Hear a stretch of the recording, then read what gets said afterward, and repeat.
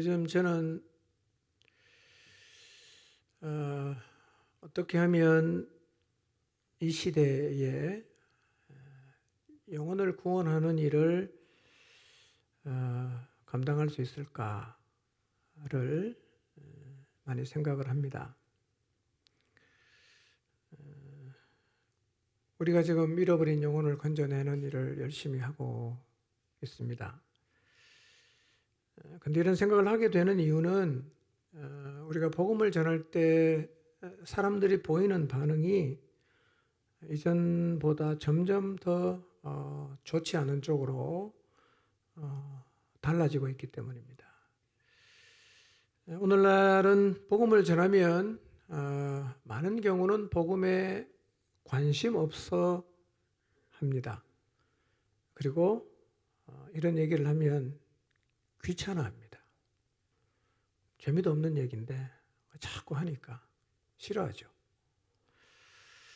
그래서 이제 복음을 얘기하면 많은 사람은 점잖게 거절합니다.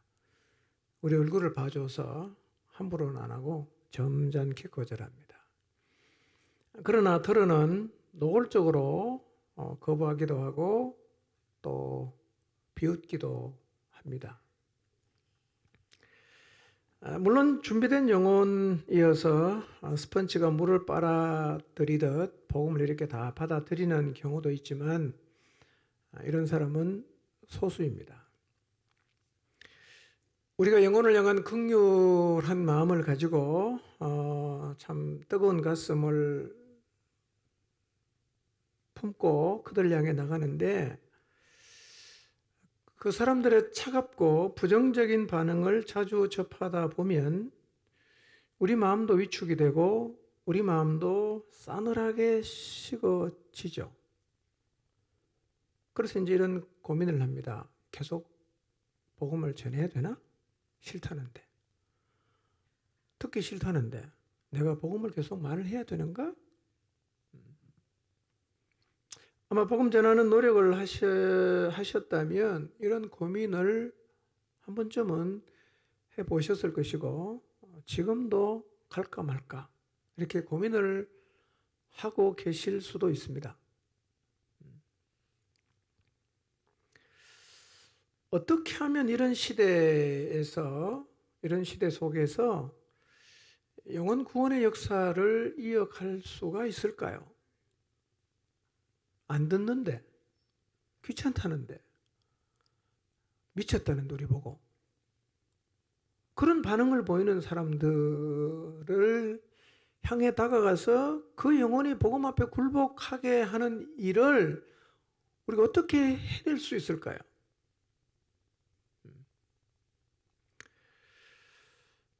평안감사도 제 싫으면 그만이라는데 싫다는데 거부하는데 어떻게 우리가 그 영혼을 건져낼 수 있죠?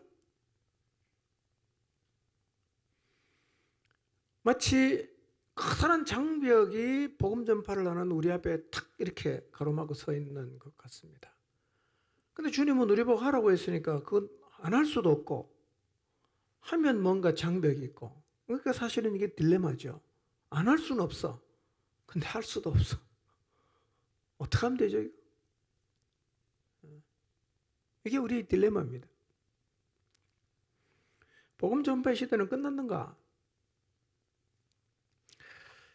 그런데 사도행전을 보면 1세기 복음 전도자들이 복음을 들고 나갔을 때도 이 당시 사람들이 복음 앞에 보인 반응이 지금과 크게 다르진 않았어요. 오히려 그때는 더 폭력적이었습니다. 두들겨 패고 죽이고 감옥에 가두고 막 이랬거든요. 많은 반대를 받았습니다. 그런데 이렇게 복음을 거부하고 반대하고 심지어는 핍박을 했을 때 그런 상황들을 다 뛰어넘어서 그들을 예수님을 믿는 자리로 이끌어내게 한 뭔가가 있었어요. 그게 뭐냐면 성령의 역사와 하나님의 능력이 나타나는 거였어요. 성령께서 사람들의 마음을 바꾸십니다. 역사하시면요. 막 강팍했는데 갑자기 어린 양처럼 마음이 변했어요. 자기가 바꾼 게 아니라 자기도 이해할 수 없을 정도로 자기 마음이 그렇게 바뀐 거예요. 병자가 나아요. 기적이 일어납니다. 귀신이 쫓겨나요. 그러니까 사람들이 하나님을 부정하지를 못하는 거예요. 특히요, 귀신이 쫓겨나는 것을 보면 보이지 않는 영적인 세계, 영적인 존재가 있다는 걸 일단 사람이 부정을 못합니다. 귀신 들린 사람 보세요. 자기 안에 다른 존재가 들어앉아 있어요. 그리고 이 사람과 전혀 다른 인격이 그 속에서 이 사람을 조종을 합니다. 미친 듯이 행동하게 하고 이상한 말도 하고. 근데 귀신이 딱 나가잖아요? 그런 현상이 싹 사라집니다. 그러니까 귀신이 쫓겨나는 것을 보면 사람들이 귀신이 있다는 걸 부정을 못 하잖아. 그럼 하나님도 있겠네? 이렇게 되는 거예요. 그래서 이런 그 하나님의 능력이 나타나면 사람들이 대놓고 하나님을 부정을 못하게 돼 있어요. 그래서 오늘 우리에게도 이런 성령의 역사, 하나님의 능력 나타남이 필요합니다. 우리나라 너무 잘 살아요. 지금 우리나라가 3만 불이 넘었죠? 국민소득 3만 불 넘었어요.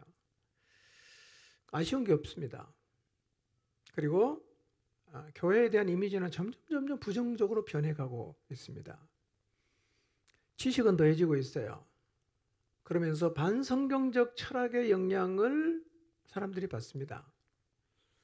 그리고 많은 사람이 하나님과 교회를 향해서 마음을 탁 걸어 잠그고 있습니다. 이 사람들에게 복음을 논리적으로 말로 잘 설명하는 것만으로는 부족해요. 물론 말로 할 수밖에 없습니다. 그러나 그것만으로는 부족해요. 복음으로 설득할 수는 없습니다. 여러분. 이제 우리 가운데 하나님의 살아계심이 보여야 됩니다. 보여줘야 됩니다. 그거 아니면 이 시대는 사람들에게 하나님을 우리가 설명할 수가 없습니다. 그래서 하나님의 능력, 성령의 일하심들이 우리 가운데서 다양하게 나타나도록 정말 기도를 많이 해야 합니다. 우리 안에 하나님의 능력이 나타나려면 반드시 전제가 되어야 되는 게 하나가 있습니다. 하나님의 능력은 그냥 마구잡이로 나타나지 않습니다. 사람을 통해서 나타나거든요. 우리 안에 하나님의 능력이 나타나려고 하면 일단은 교회가 살아나야 됩니다. 그리고 그 교회 안에 소속된 속해 있는 모든 지체들이 하나님의 손에 잡혀야 됩니다. 이런 일이 먼저 일어나지 않으면 하나님의 역사는 나타나지 않습니다. 여러분이 공동체 안에서 하나님의 역사를 보기를 원하십니까? 그러면 여러분이 하나님의 손에 잡히는 일이 먼저 일어나야 합니다. 여러분이 다 하나님 나라에 관심이 없고 육체의 욕망을 따라 다 살고 있는데 그런 사람들이 모인 교회 안에서 하나님의 능력은 나타날 리가 없습니다. 특별한 경우가 아니면 하나님은 그런 교회 가운데 일하지 않습니다.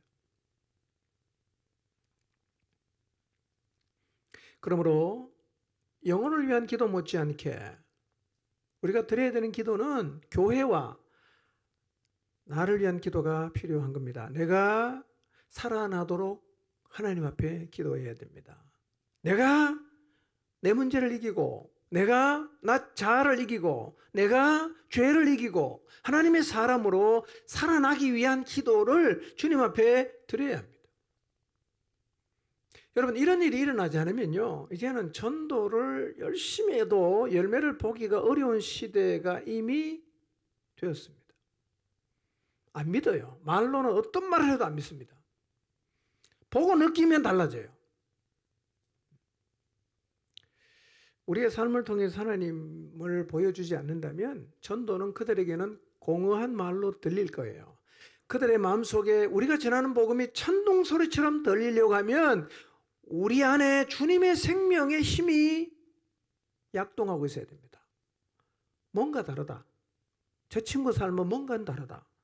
그게 보여지지 않는다면 뭐 똑같이 술 마시고 똑같이 이상한 짓 하고 똑같이 나쁜 짓 다 하고 다니면서 예수님 믿어라. 듣겠습니까? 뭘 보고 듣겠어요? 달라야 되잖아. 같이 살아봐도 달라야 돼요. 그게 보통 힘이 아닙니다. 어떻게 우리가 다르게 살 수 있겠어요? 하나님의 힘이 없다면 우리는 세상 속에 살면서 다른 사람과 차별된 삶을 그거는 쇼로도 하기가 힘듭니다. 그건요. 가까이 지내면 절대로 내면에 힘이 없는 사람은 다른 삶을 살 수가 없습니다. 그렇지만 우리는 살아야 돼요. 달라야 됩니다. 그런 의미에서 전도는 생명력을 갖는 자리로 나가기 위한 자신과의 싸움이에요. 이게 출발입니다. 여러분 정말 영혼 전도하기를 원하십니까? 그러면 생명력을 갖는 자리로 나가기 위해서 자신과 싸우십시오. 여기서 이기십시오. 그러면 전도됩니다. 영적인 힘이 필요합니다. 전도는요, 어떤 복음의 내용을 설명하는 게 전부가 아니라 사실은 총체적인 겁니다. 총체적인 겁니다. 그래야 전도의 열매를 우리가 얻을 수가 있습니다. 이제 우리의 삶에서 성령 역사가 나타나고 하나님의 능력이 나타나도록 기도해야 합니다. 근데 이런 자리에 서는 것은 참 간단한 일은 아니에요.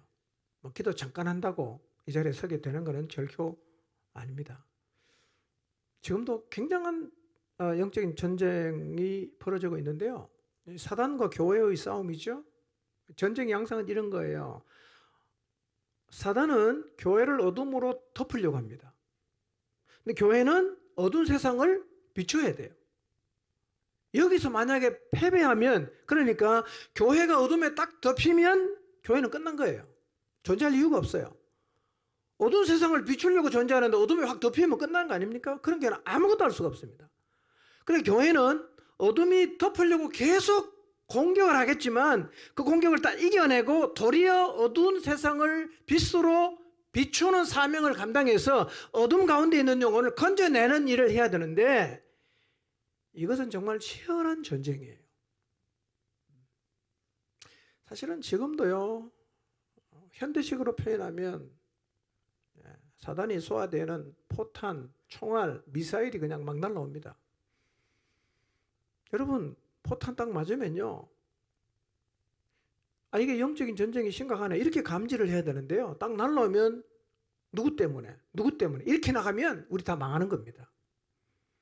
어디서 날라왔는지를 잘 봐야 돼요. 근데 이거를 지는지를 못 보고 자꾸 옆에 사람을 시비 걸기 시작하면 우리끼리 싸우지 않습니까?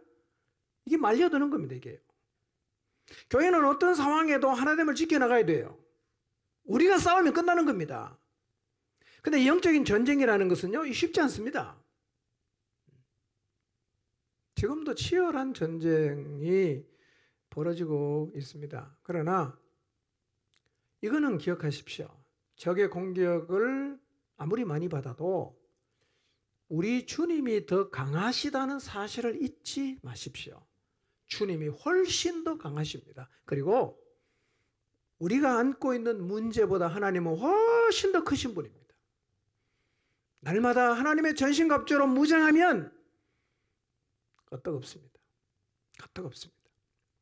여러분, 느헤미야가 성벽 재건할 때 얼마나 방해가 많았어요. 안팎으로. 느헤미야를 향해서 직접적인 공격도 많았어요.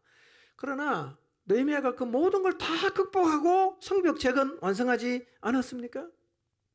우리도 무장하면요, 우리 앞에 다가오는 문제를 넉넉하게 극복하고 하나님이 걷게 하신 길 잘 걸어갈 수 있습니다. 힘을 내서 무장 잘 하시고 영적으로 밀리지 마시기를 바랍니다. 아멘? 네, 포탄 많이 날아다니지만요, 방탄조끼 잘 입으시고 흔들리지 말고 영혼 구원이라는 하나님이 교회에게 주신 그 사명을 향해서 힘있게 이번 한 주도 달려가시기를 바랍니다. 자, 오늘은 성지순례를 하면서 제가 참 깊이 묵상했던 말씀을 좀 나누려고 합니다. 자, 설교 제목을 한번 읽어보겠습니다. 시작.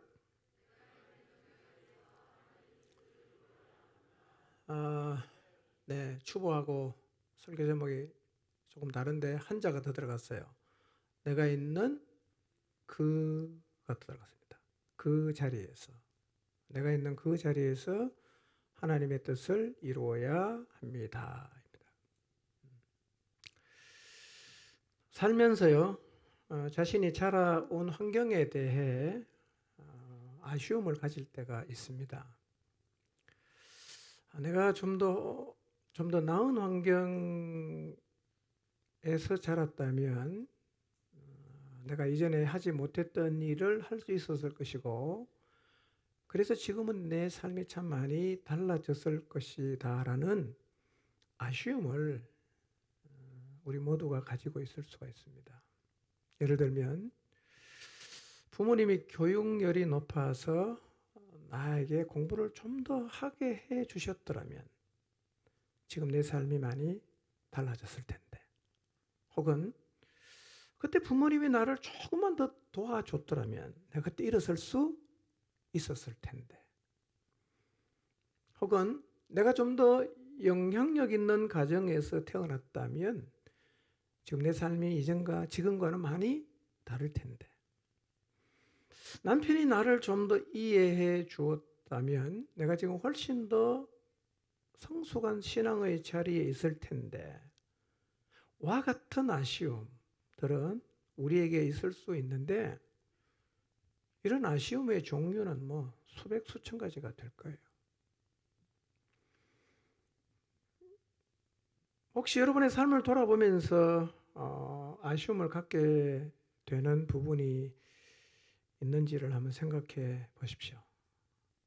그때 이랬더라면, 그걸 조금 더 해줬더라면, 그때 내가 좀 더 그렇게 했더라면, 이런 아쉬움들로 다 갖고 있죠? 다 갖고 있어요.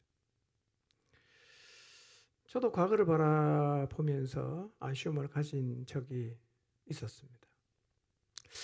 그때 그거를 했더라면 지금 내가 좀 다르게 살 수 있었을 텐데, 이런 과거를 돌아보면서 아쉬움을 가졌던 적이 있었어요.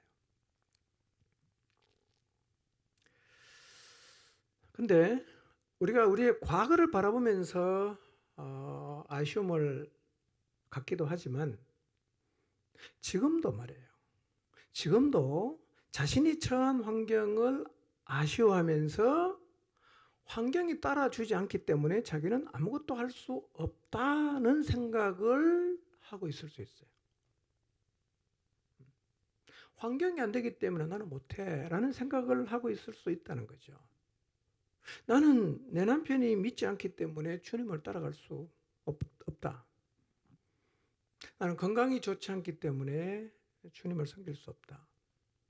나는 형편이 안 되기 때문에 헌신할 수 없다. 이런저런 이유를 대면서 지금 자기 자신이 주님을 따라갈 수 없다고 말하고 없다는 생각을 하고 있을 수가 있어요. 지금 스스로 환경이 되지 않기 때문에 자기는 할 수 없다라고 생각하는 부분이 없는지를 한번 생각해 보시길 바랍니다. 내 마음의 확신처럼 지금 난 할 수 없어. 이런 이유 때문에. 이 환경이 바뀌지 않는다면 나는 계속 아무것도 할 수가 없어. 하나님은 나에게 그 일을 할 수 있는 환경을 주지 않으셨어. 이런 생각에 사로잡혀서 다 손을 놓아버리고 환경이 바뀌기만을 기다리거나 환경을 바꾸어 달라는 기도만 때를 서듯이 하나님 앞에 계속하고 있을 수도 있습니다. 그 환경이 바뀔 때까지 나는 아무것도 안 합니다.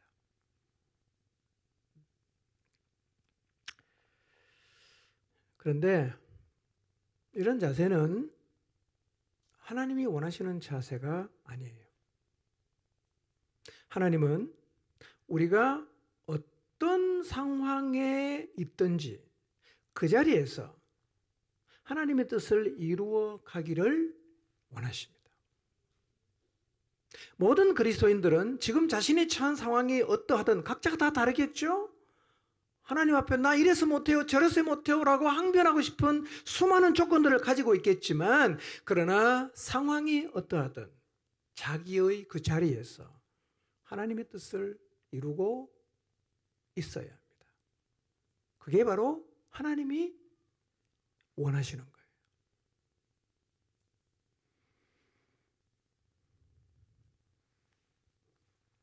경제적으로 어렵습니까? 나는 경제적으로 너무 어렵기 때문에 주님을 위해서 아무것도 할 수 없어. 그런 생각을 하고 있을 수 있어요. 자, 그런데 누가복음 21장 1절에서 3절 말씀을 한번 보겠습니다. 읽겠습니다. 시작. 예수께서 눈을 들어 부자들이 헌금함에 헌금 넣는 것을 보시고 또 어떤 가난한 과부가 2렙돈 넣는 것을 보시고 이르시되 내가 참으로 너희에게 말하노니 이 가난한 과부가 많이 넣었도다 그랬어요. 여러분, 가난하면 2렙돈만 드리면 돼요. 2렙돈은 가장 낮은 단위의 동전입니다. 오늘날로 말하면 100원, 200원 혹은 1000원 정도? 아주 적은 돈이죠. 여러분, 가난하니까 돈이 없잖아요. 그래서 가난한 과부는 2렙돈을 드렸어요. 그런데 1절을 보시면 주님이 헌금계, 연복계 앞에서 다 보고 있어요. 누가 헌금하는 걸 다 지켜보고 있어요. 부자는 헌금을 많이 합니다. 근데 가난한 과부는 동전 2개만 달랑 넣었어요. 근데 주님께서 이 광경을 지켜보신 다음에 이렇게 말씀하셨어요. 그 여인이 가장 많은 헌금을 했다라고 칭찬하셨어요. 주님은 이 과부가 가난한 걸 아셨어요. 그렇기 때문에 적은 것을 드렸다고 책망하지 않았습니다. 주님은 우리 모두의 형편을 다 아십니다. 그래서 우리가 적은 것을 드려도 왜 이렇게 보잘것없는 것을 가지고 왔냐라고 말씀하지 않습니다. 여러분, 성령께서는 우리 형편을 아시고 우리의 마음속에 감동을 주시기 때문에 우리의 수준, 그 상황에서 성령이 주시는 감동을 따라 순종하면 돼요. 이 말은 우리가 어떤 자리에 있든지 간에 하나님의 뜻을 이루는 일을 지금 할 수 있다는 말입니다. 2렙돈은 우리 다 갖고 있어요. 건강이 허락되지 않으십니까? 난 건강이 허락이 되지 않아서 사람 만날 수 없고 대청소에도 못 나가고 몸으로 섬기는 일을 할 수 없다. 여러분, 그때는요 12해를 혈루증으로 앓던 여인처럼 죽을 힘을 다해서 주님께 나가시면 돼요. 그거는 할 수 있어요. 자, 마태복음 9장 20절에서 22절을 보겠습니다. 읽습니다. 시작. 예수의 뒤로 와서 그 겉옷가를 만지니 이는 제 마음에 그 겉옷만 만져도 구원을 받겠다 함이라. 예수께서 돌이켜 그를 보시며 이르시되 딸아 안심하라 내 믿음이 너를 구원하였다 하시니 여자가 그 즉시 구원을 받으니라. 여러분, 건강이 허락되지 않아서 몸으로 봉사할 수 없는 것은 전혀 문제가 되지 않습니다. 주님은 몸이 아픈 사람, 걸어다니기 힘든 사람에게 나랑 같이 전도여행 가자 이렇게 말씀하지 않으십니다. 이 여인은 12해를 혈루증으로 앓고 있습니다. 아무것도 할 수가 없어요. 힘이 없어요. 근데 어느 날 주님이 오셨다는 소식을 듣고 정말 죽기 살기 심정으로 주님께 나가서 주님을 만졌어요. 그리고 구원의 은혜를 입었습니다. 여러분, 건강이 허락되지 않으면 주님의 옷가를 찾고자 하는 간절한 마음으로 주님에게 나가시는 일을 하시면 됩니다. 그건 할 수 있어요. 이것이 건강이 따르지 않을 때 우리가 할 수 있는 일입니다. 어느 자리에 서 있든지 간에 우리가 할 수 있는 일이 있습니다. 그리고 주님은 우리의 형편을 잘 아시기 때문에 할 수 없는 상황에서 우리가 드러내는 그 작은 것, 하나님은 절대로 보잘것없다고 말하지 않습니다.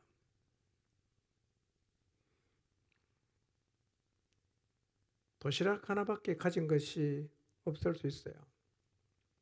여러분, 베세다 광야에서 성인 남자 5천 명이 모였습니다. 다 포함하면 한 15,000명 정도로 추산할 수 있어요. 이들은 예수님 말씀을 듣기 위해서 따라 나왔습니다. 베세다 광야에 나와 있어요. 다 지금 밥을 못 먹었어요. 200데나리온으로 떡을 사도 부족한 상황입니다. 15,000명이 앉아 있어. 먹을 게 없어요. 여러분, 이 상황에서 단번에 해결책을 제시할 수 있는 사람은 아무도 없어요.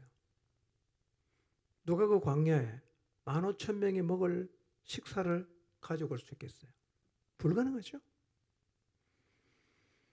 그런데 한 어린아이가 자신의 도시락, 보리떡 5개, 물고기 2마리라고 하니까 뭐 엄청 그냥 큰 대야에 담을 수 있는 양이 아니고요. 도시락이에요. 아이 도시락. 그러니까 뭐 고기가 얼마나 컸을지 한번 상상해 보세요. 도시락 안에 5마리 들어있어요. 2마리 들어있어요.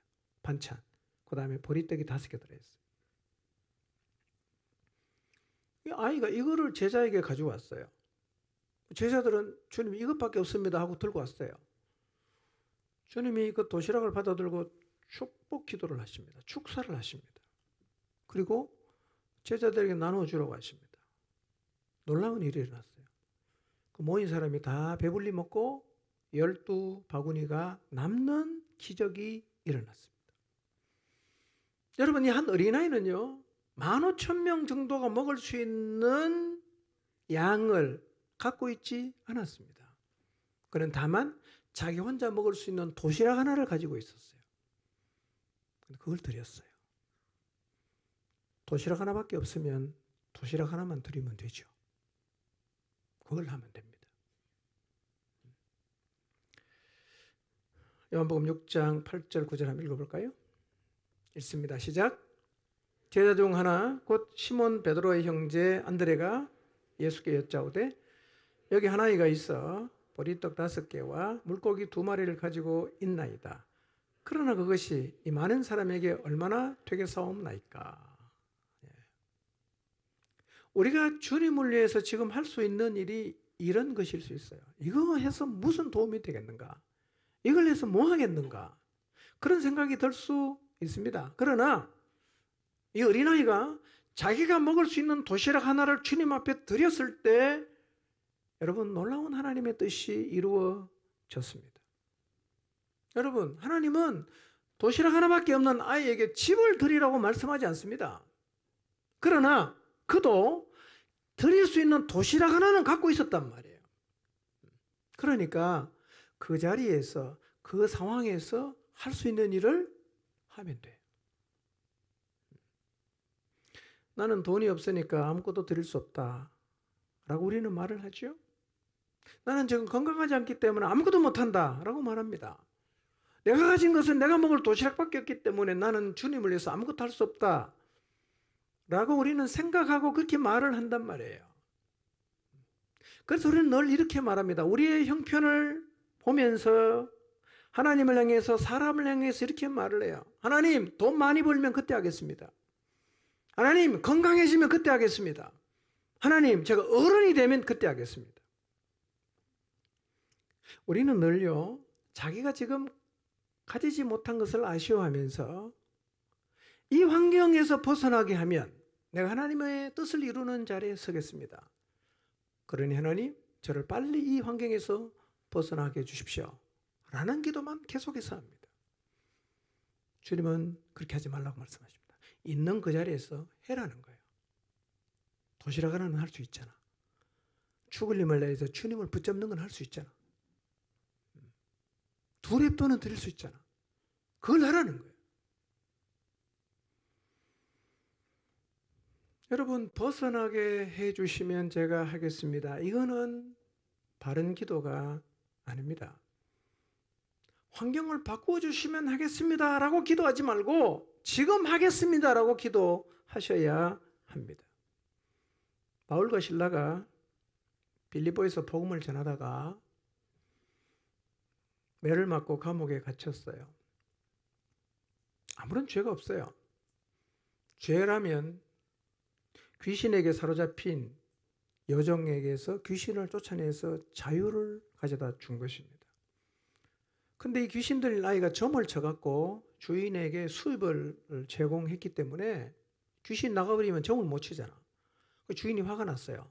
그래서 귀신을 쫓아낸 바울과 실라를 잡아다가 치안관에게 경찰서에 끌고 갔어요. 치안관이 바울과 실라의 옷을 찢어 벗깁니다. 그리고 매를 많이 그냥 무지막지하게 때립니다. 그리고는 죄가 뭔지 확인도 안 해보고 기포옥에 가두어 버립니다. 그리고 바울과 실라의 발에는 착고가 채워집니다.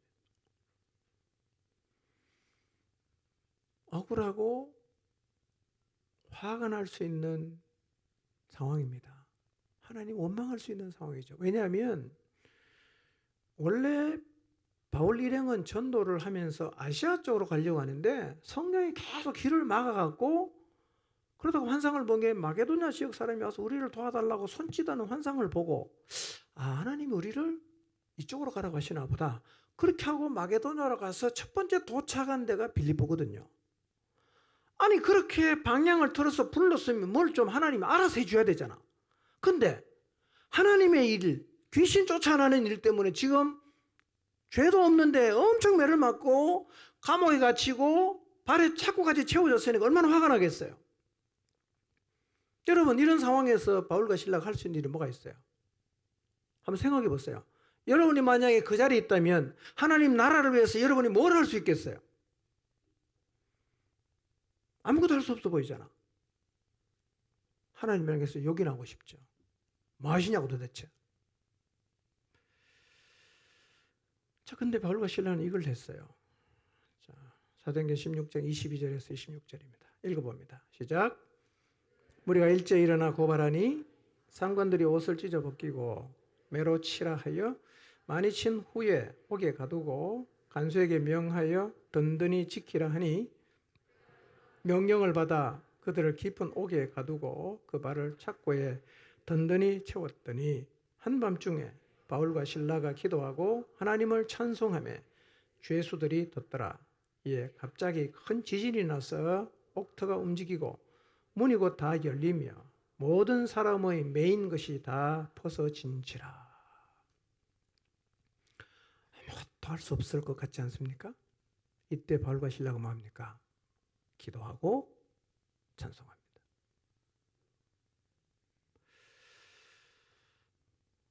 여러분, 울분을 터뜨릴 수 있는 상황이에요. 그러나 바울과 실라가 기도하고 찬송했을 때 이 사건을 통해서 간수장 가족이 다 예수님을 믿어요. 그리고 빌립보에 간 목적대로 빌립보의 교회가 세워졌어요. 여러분 우리도 살다 보면 이해가 안 되고 너무 화가 나고 나를 억울하게 하는 상황 앞에 설 때가 있죠.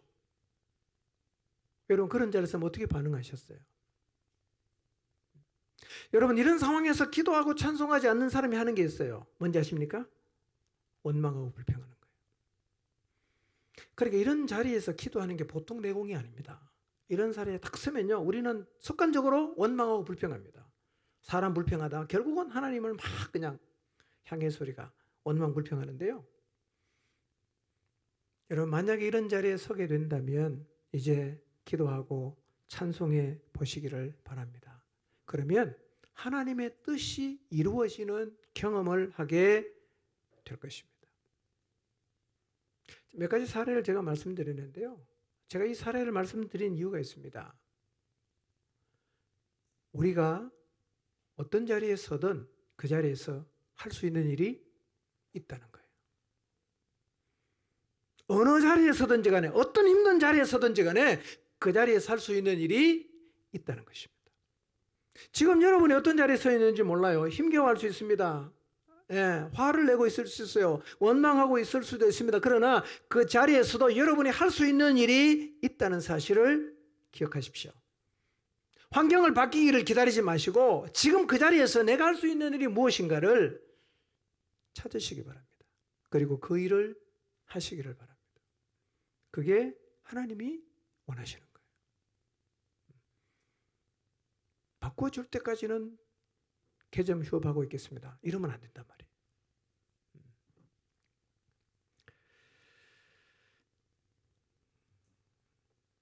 이렇게 모든 환경에서 우리가 할 수 있는 그 무언가를 하려고 하면 전제되어야 되는 게 하나 있습니다. 그게 뭐냐면 모든 상황에서 하나님의 뜻을 이루는 일을 하려면 전제가 뭐냐면 우리에게 주어진 환경을 받아들여야 합니다. 그것이 무엇이든 받아들여야 합니다. 지금 여러분이 어떤 일을 겪고 있습니까? 지금 여러분이 처한 환경은 어떻습니까? 받아들이셨나요? 밀어내고 있고 부정하고 그런 환경을 주신 하나님을 향해서 불평하고 원망하고 계십니까? 여러분, 이 환경을 받아들이지 않은 사람은 계속 원망하고 불평하지 거기에서 해야 되는 하나님의 일을 찾지를 않습니다. 찾을 수가 없어요. 화가 나기 때문에. 그래서 모든 자리에 내가 서 있는 그 자리에서 평생을 살면서 여러 자리에 설 수 있겠지만 그때마다 그 자리에서 하나님의 뜻을 이루는 일을 하려면 내게 허락하신 그 모든 환경을 받아들이는 일이 전제되어야 됩니다. 받아들여야 돼요. 네. 그걸 거부하고 불평하지 마시고 받아들이고 이 자리에서 내가 할 수 있는 게 뭔가를 생각하고 해야 됩니다. 그것은 굉장히 미천한 일일 수 있고 아주 보잘것없는 일일 수 있지만 우리 눈에는 그렇지만 하나님은 그렇게 보지 않습니다. 그걸 하시면 돼요.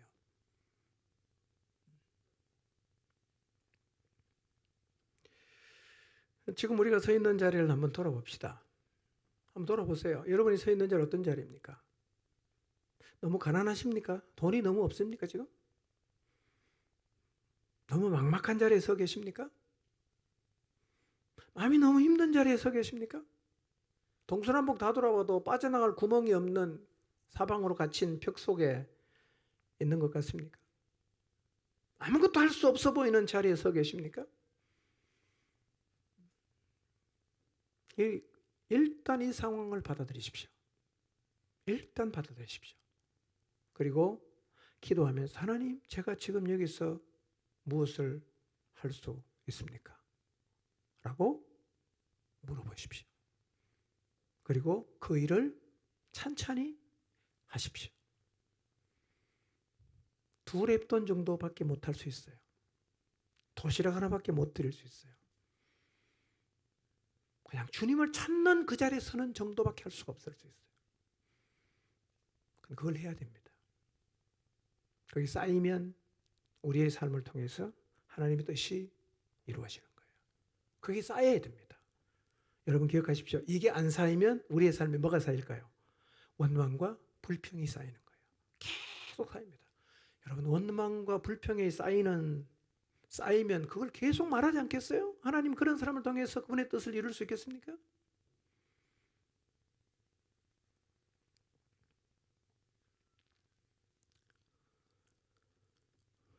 저는 지금도 시차 적응을 하는데 굉장히 어려움을 겪고 있어요. 오랜만에 갔다 와서 그런지요.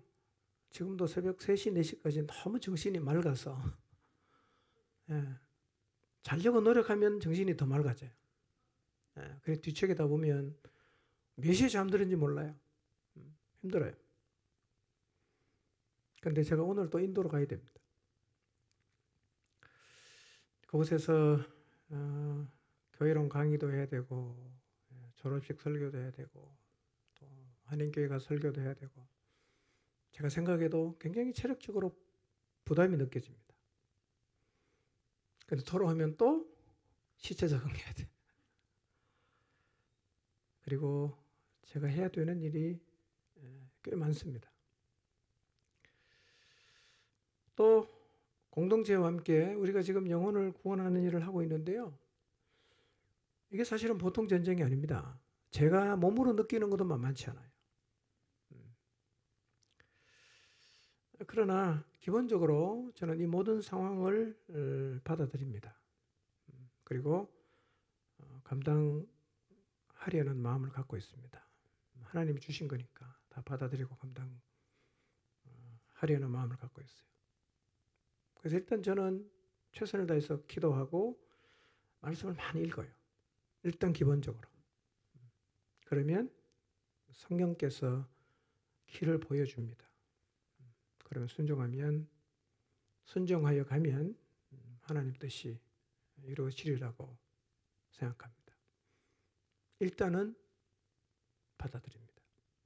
그리고 이 상황에서 내가 할 수 있는 게 뭘까? 계속 주님에게 질문합니다. 그리고 깨닫게 하시면 순종합니다. 그런데 이런 삶의 본은 예수님이 보여주셨어요. 예수님이 이렇게 사셨어요. 이번 성지순례 기간 동안 계속 제 마음에 묵상된 주제가 뭐냐면 하나님이 인간 세계의 질서 안으로 들어오셨다는 건데 이게 너무 제 마음에 크게 다가왔어요. 여러분, 하나님은 이 광대한 우주를 창조하지 않았습니까? 우주 안에 별이 몇 개 있는지 몰라요? 수개의 별들이 운집해 있는 걸 은하계라고 말하는데요. 이 우주 안에는 과학자들이 망원경으로 봐도 이 은하계가 몇 개 있는지 몰라요. 하도 많아갖고. 수조개, 수경이 되는데 수경하면 벌써 우리는 감각이 없습니다. 억해야 감각이 오죠. 그 넘으면 별 감각이 없지만 하늘의 별들이 무수하게 많습니다. 그 많은 별들 중에 지구는 아주 작은 별이죠. 창조주가 지구 안에 들어오셔서 그분이 창조하신 인간을 구원하시려고 해요. 어떻게 하셨냐? 인간의 질서 속에서 사시면서 구원의 역사를 이루셨다는 거예요. 이게 너무 놀라운 일입니다. 하나님이 인간 질서 속에 들어오셔갖고 인간들 그냥 살았어요. 아무런 불평 안 하고. 그리고 거기에서 하나님의 뜻을 이루셨어요.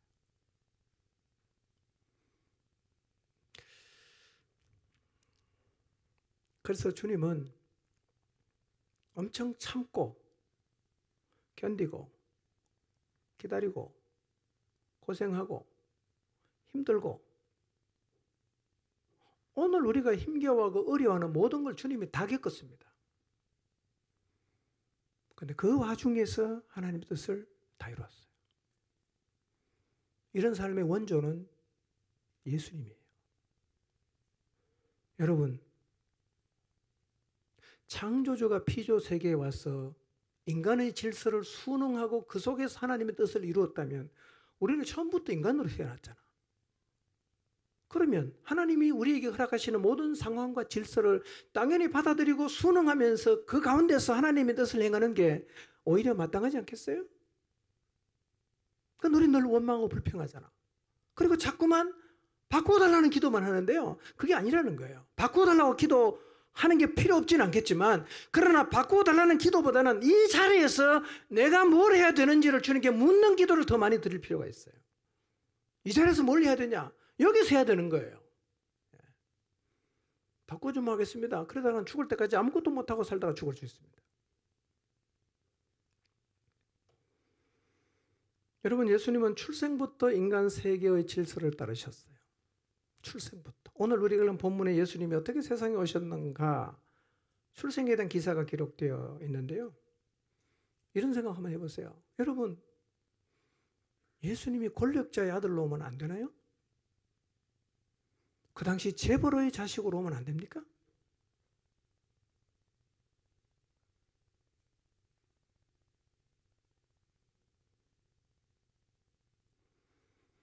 그런데 하나님의 아들이신 예수님은 다윗의 후손 중에 하나님에게 순종한 나사렛 시골 사람 마리아와 요셉을 통해 이 땅에 오셨어요.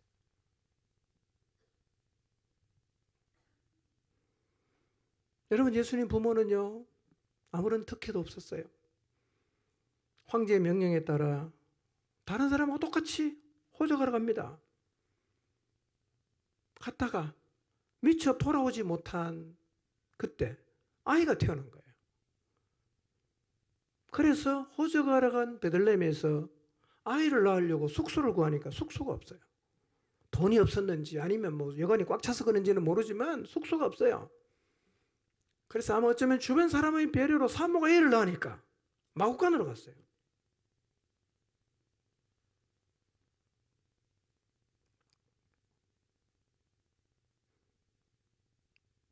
거기서 태어나셨어요. 그리고 포대기에 사서 구유 위에 누워놨어요. 구유가 뭔지 아십니까, 여러분? 구유는요, 나귀나 말이나 소와 같은 짐승들의 먹이를 담는 통이에요. 먹이 담는 먹이통이에요. 우리나라에서는 주로 이제 먹이통을 나무로 만들죠. 그래서 우리는 구유가 아마 나무로 만들어졌을 거라고 생각하지만 성지 베들레헴에 남겨진 구유는 짚을 담기 위해서 가운데를 움푹 파놓은 큰 돌입니다.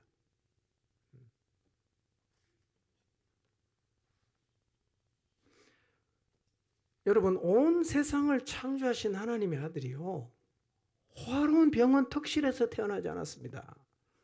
대저택에서 태어나지 않았어요. 마구간에서 태어났습니다.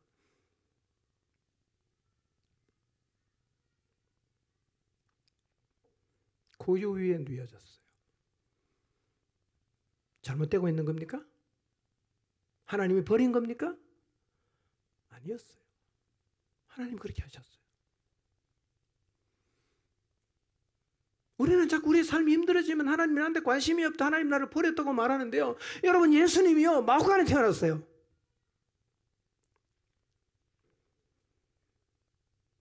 이렇게 세상의 질서 안에 들어오셨어요. 그 질서 속에서 구원의 역사를 완성하셨습니다.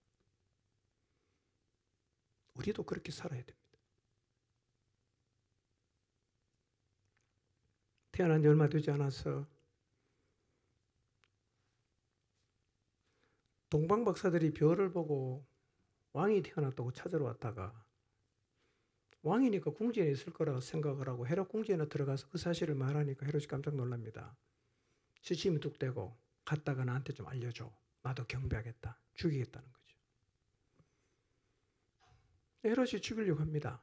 베들레헴 지경에 있는 사람 2살 아래로 날 잡아가 다 죽였어요. 그런데 천사가 피신하라고 알려줍니다. 여러분, 하나님이신 그분이요, 사람하고 똑같이 도망갔습니다. 헤롯 죽여버리면 되잖아. 그분은 이 세상의 질서 안에서 그냥 사셨어요. 피난 갑니다. 한 680km 되는 먼 거리를 갑니다.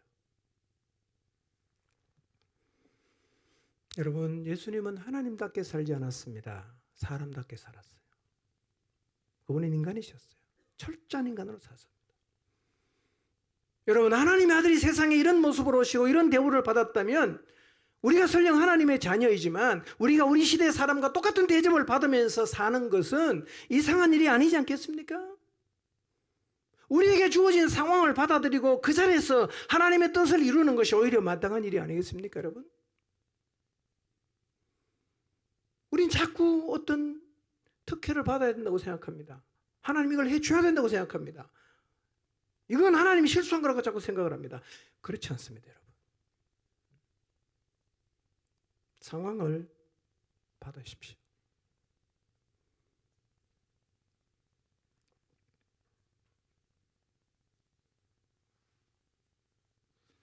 예수님 어떻게 사회 가셨어요? 예수님 차 타고 다녔습니까? 여러분, 그로부터 2000년이 지난 이 우리 시대는 모든 사람이 다 자기 차를 끌고 다니고 있습니다. 하나님께서 마음먹으면 그거 하나 못 만드시겠어요? 예수님이 구름 타고 사야겠습니까?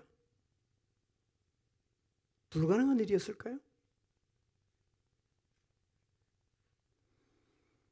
천국에서 오실 때 아예 특별 제작된 에어컨이 잘 나오는 럭셔리한 차를 다 가지고 나타나셔서 차를 타고 다니면서 자신의 하나님됨을 과시하면서 사역하지 않았어요. 구름 타고 다니지도 않았습니다. 또 사람들이 예수님의 제자가 되는 것을 부러워하도록 천국에서 아예 제자들이 탈 수 있는 좋은 차를 만들어서 가져오시고, 갈릴리에서 타고 다니는 큰 배를 만들어 오시고, 유대와 갈릴리를 다닐 때 먼 길이니까 비행기를 하나 만들어 가지고 오셔서 사역하지도 않으셨어요. 인간으로 오셨어요. 그 신에 맞게 살았습니다. 주님이 어떻게 사역했어요? 뜨거운 햇살이 내리쬐는 이스라엘 땅을 걸어 다녔습니다. 걸어 다녔어요. 강한 태양빛을 받으면서 갈릴리에서 예루살렘으로, 예루살렘에서 갈릴리로, 예루살렘에서 가버나움으로, 가버나움에서 나사렛으로 갈릴리 주변을 걸어 다니시면서 천국 복음을 전파하시고 자기 자신이 구원자임을 알리셨어요. 이번에 성지순례 갔다 오신 분은 다 느끼셨겠지만 이스라엘은 매우 건조하고 더운 지역입니다. 걸어 다니기 힘듭니다. 광야는 10분만 걸으면 머리가 띵해집니다. 거기를 주님은 항상 걸어 다녔어요. 불평 안 하시고. 원하시면 구름 타고 못 다녔을까요? 그분은 인간 세계의 질서를 다 받아들이고 순응하시고 그 속에 살면서 그 속에서 하나님의 뜻을 이루어 가셨습니다. 우리도 그렇게 살아야 돼요.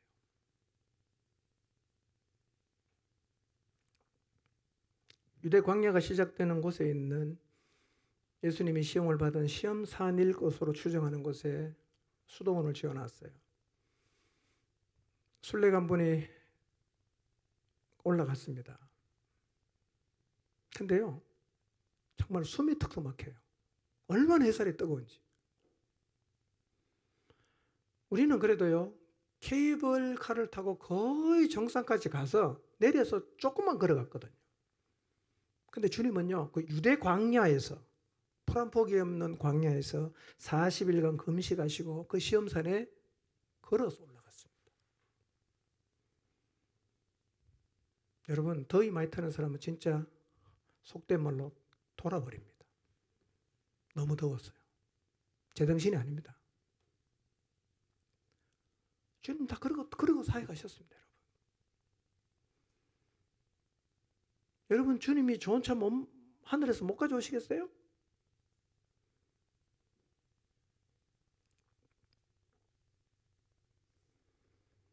요한복음 4장 6절을 보겠습니다. 읽습니다. 시작. 예수께서 길 가시다가 피곤하여 우물 곁에 그대로 앉으시니 때가 6시쯤 되었더라. 개정개혁판에 나오는 시간은 더하기 6을 하면 한국 시간입니다. 그러면 때가 6시니까 몇 시입니까? 정오입니다. 예수님께서 유대에서 갈릴리로 내려가시는 길에 지금 사마리아 지역을 지나가시는데요. 그러니까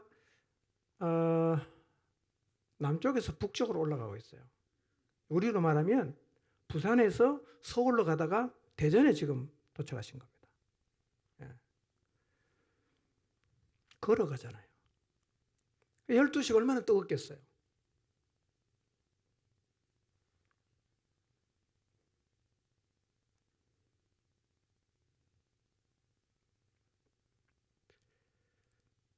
그때 햇볕에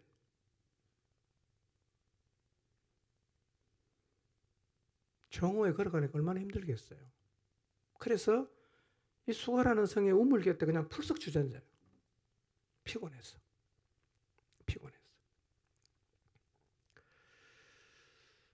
주님 피곤하게 사셨습니다, 여러분.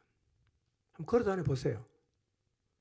예루살렘에서 갈릴리까지 가려고 하면 적어도 5일은 걸어가야 됩니다. 그 당시 보통 사람이 하루 걸을 수 있는 거리가 30km입니다. 근데 어디에 점을 찍는 데 따라서 다르긴 하지만요. 가버나움에서 대충 예루살렘까지 가면 150km인데요. 그냥 고속도로가 난 게 아니라 꼬불꼬불한 산길을 올라갔다 내려갔다 이렇게 걸어가야 되거든요. 유대는 산지가 굉장히 많습니다. 5일 이상 걸어가야 됩니다. 땡볕에. 그러니 사실은 주님의 몰골은 우리가 생각하는 것처럼 멋있는 사람이 아니에요. 볼품이 없습니다. 땡볕에 계속 한번 다녀보세요. 얼굴이 어떻게 되는가? 흑인처럼 됩니다. 저는 주님의 제자와 주님이 걸어다니면서 사역하시는 것을 상상해 보면요, 거의 거짓대입니다. 거짓대들이 그냥 쭉 따라가는 거예요. 그렇게 사셨어요. 우리는 자꾸 이 시대의 기준에 맞춰서 수준을 딱 만들어 놓고 이거 안 해주면 나는 아무것도 안 하겠다라는 그런 태도를 갖고 있는데요. 여러분 그럴 때마다 예수님을 생각해 보시기를 바랍니다. 피곤하게 사셨어요. 예. 좀 요즘에는 뭐 저녁 예배만 나오려고 해도 피곤해서 못 나온다 그러잖아요. 예수님이 어떻게 사셨는가 보십시오.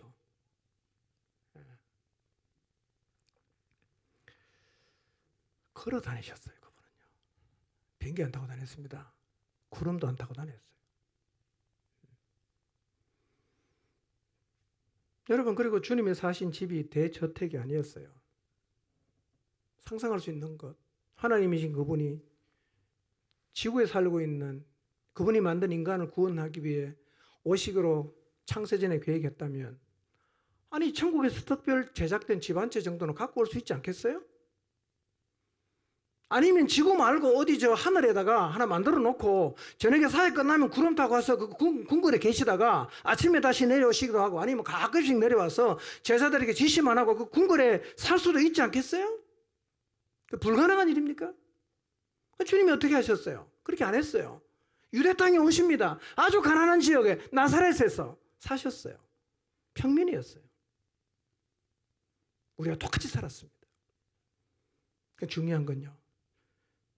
그렇게 살았기 때문에 아무것도 못한 게 아닙니다. 하나님의 뜻은 다 이루었습니다. 우리도 어떤 모양의 삶을 살든 예수님처럼 그 자리에서 하나님의 뜻을 다 이루는 삶은 절대로 불가능한 일이 아님을 기억하시기를 바랍니다. 주님이 어디에 살았냐? 고향이 나사렛이에요. 사역 가실 때는 가버나움에 주로 사셨어요. 사역의 본거지는 가버나움. 어릴 때 사신 곳은 나사렛. 요 거리는 하루길입니다. 하루만 갈 수 있는 거리. 시골입니다. 그 당시에도요. 로마 같은 도시가 있었던 시대입니다. 로마에서 태어나도 되지 않나?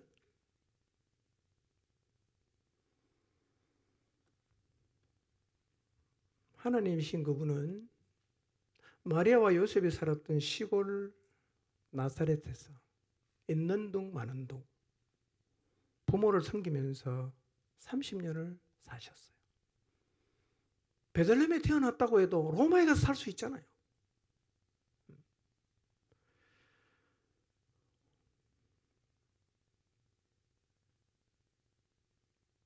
여러분 우리에게 허락된 상황을 받아들여야 합니다. 그리고 그 자리에서 하나님의 뜻을 행해야 합니다. 바꿔주면, 고쳐주면 하겠습니다.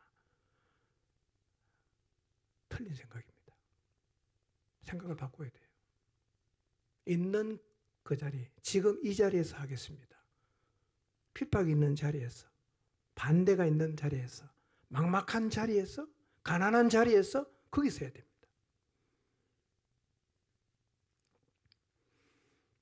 여러분 그리고 주님은 가난하게 살았어요. 가난하게 살았습니다. 죄인과 차별화하시려고 하나님의 아들이니까 궁전 하나 지어놓고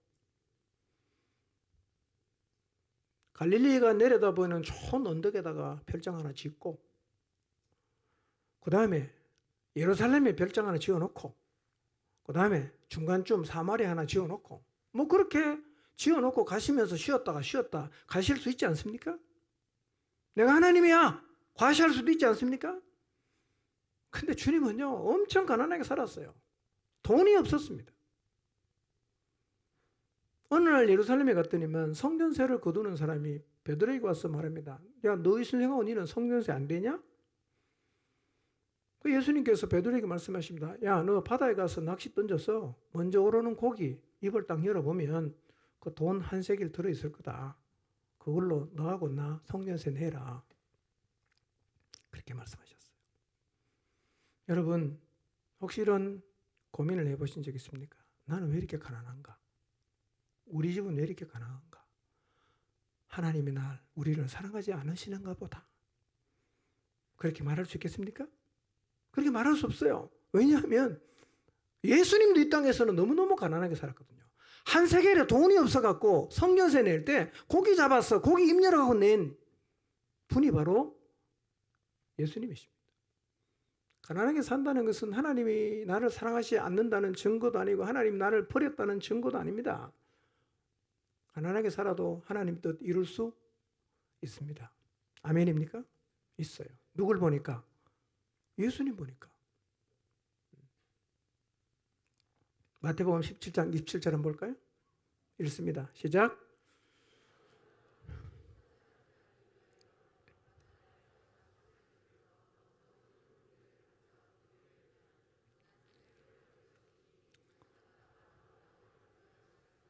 네.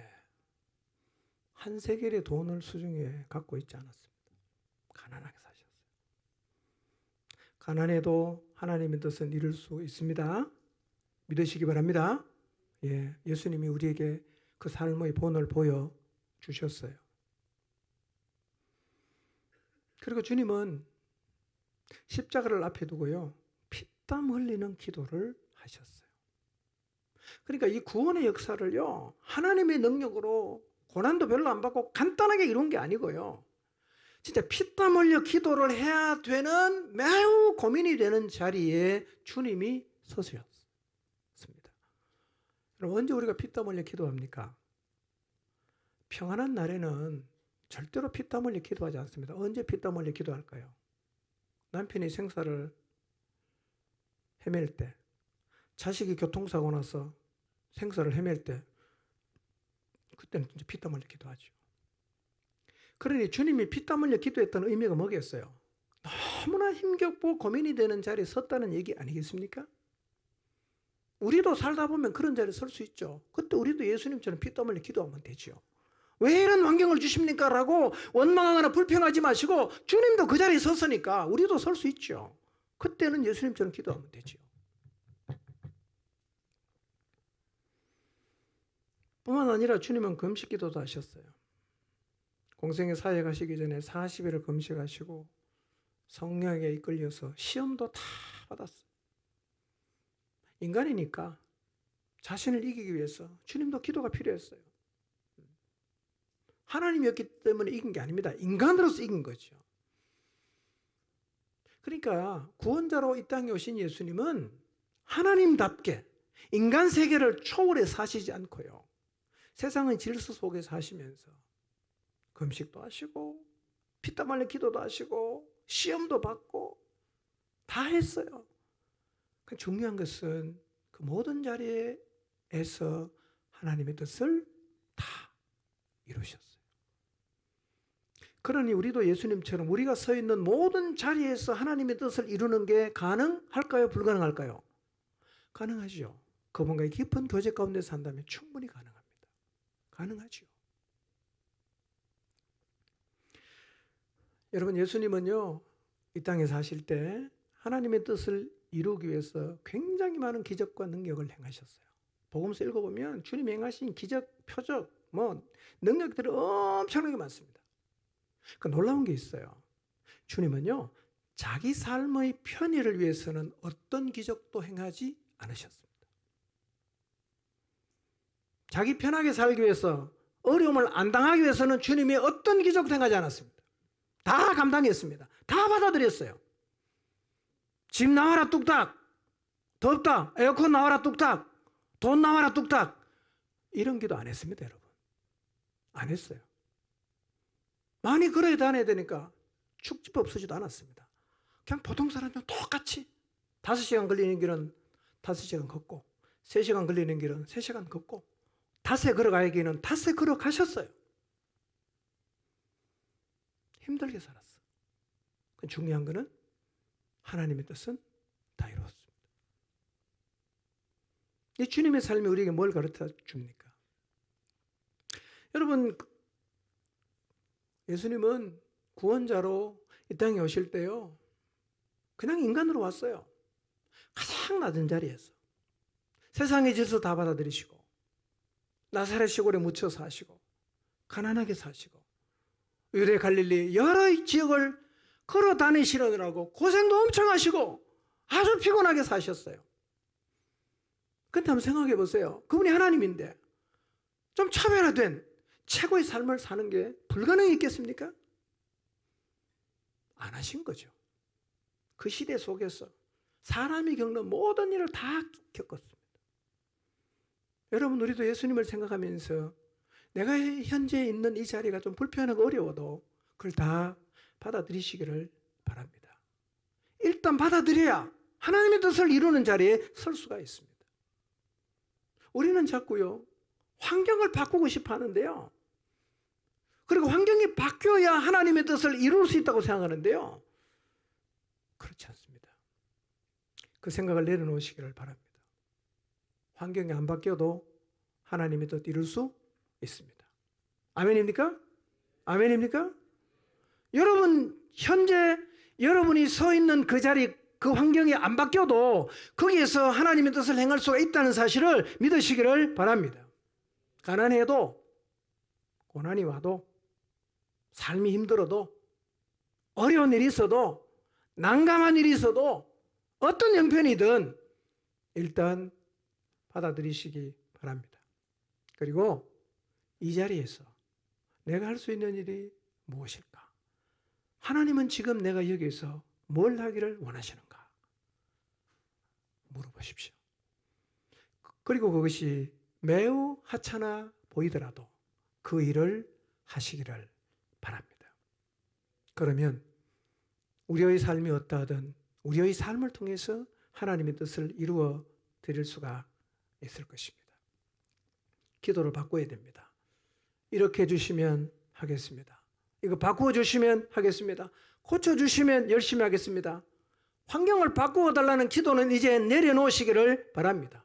오히려 하나님이 내 삶에 허락하신 모든 상황을 다 받아들이고 그 자리에서 보잘것없어 보이지만 두 랩돈을 드리십시오. 죽을 힘을 다해서 예수님을 붙잡으십시오. 도시락 하나 주님께 드리십시오. 착고의 체인 깊은 옥에서 기도하고 찬양하십시오. 그 자리에서, 여러분이 있는 바로 그 자리에서 하나님의 뜻을 이루며 살아가시기를 주님의 이름으로 축원합니다. 기도합니다.